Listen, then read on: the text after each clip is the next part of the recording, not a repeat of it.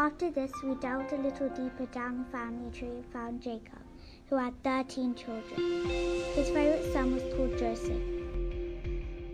He ended up in Egypt where he was a slave, then got thrown into prison, but then got released because he was able to interpret the Pharaoh's dream, because God told him what it meant. Pharaoh decided to appoint Joseph as the second most important man of Egypt.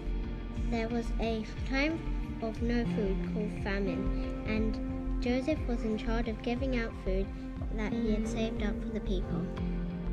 Joseph's brother traveled to Egypt because they heard that there was food there and found Joseph. Eventually, Joseph and his brothers' children had children, and their children had children, and their children had children.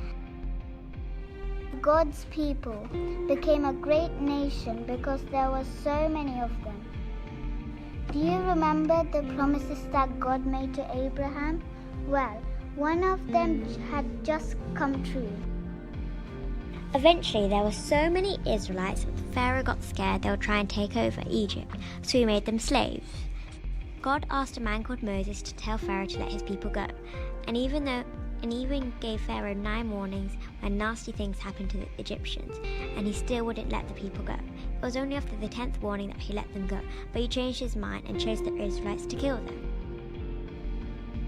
The Israelites escaped because God worked through Moses to part the Red Sea, so the Israelites ran through the path through the Red Sea. And when they reached the other side, the path closed and Pharaoh could not get to them.